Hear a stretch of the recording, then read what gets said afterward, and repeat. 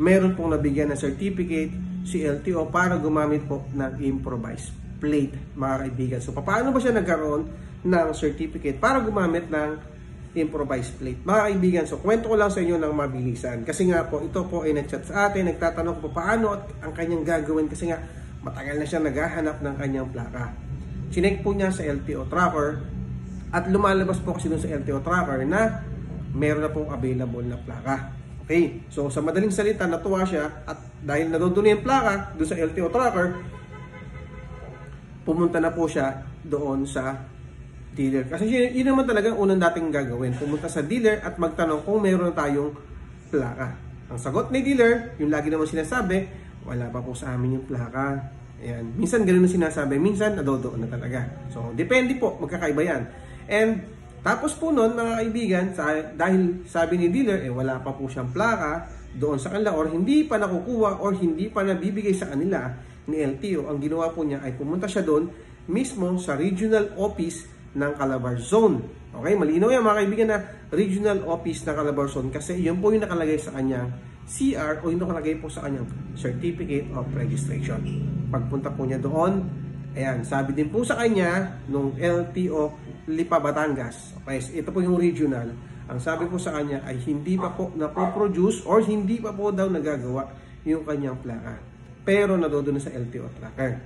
Kaya ang ginawa po or sa madaling salita, ang nangyari po, binigyan po siya ng certificate to use improvised plate. Mga kaibigan, ang nakalagay po dyan ay this is certified that as a record of the office, the plate number is assigned to the motor vehicles described here under. So, yun po at nakalagay din dito, this authorized the use of improvised plate until permanent and actual plate is available.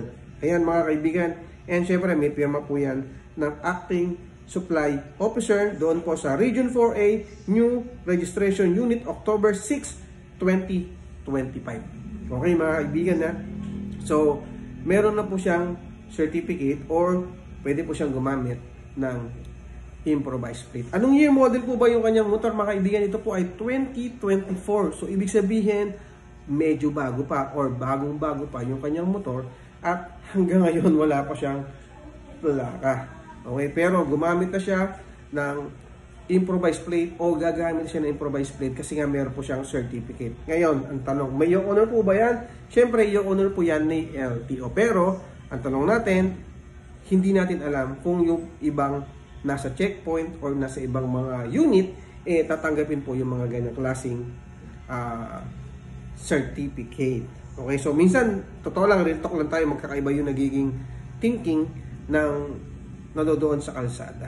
Okay? So mga kaibigan, ito yung gusto ko lang day-point sa inyo na 2024 nakakuha siya ng certificate. Yung paano naman kayo 2018, 2019 na nahihirapan mo kumuha ng kanilang mga plaka. Kasi nga po, lalo na yung 2018. So pag tinignan mo sa tracker, nadodoon na, nagawa na, sabihin na sa dealer na, pero pagdating doon sa dealer, wala pa po, hindi pa nakukuha o wala sasabihin nila, wala pa po doon, kailangan nyo pumunta doon sa regional office. So, sa madaling salita, kailangan po talagang kunin ni rider yung mga plaka niya. Kasi starting November 1, so talagang kalat na rin yung balitang yan na manghuhuli na po sila at magmumulta ng 5,000 pesos yung mga tao or mga riders na gumagamit ng temporary plate at improvised plate na wala pong certificate or authorization letter galing kay LTO.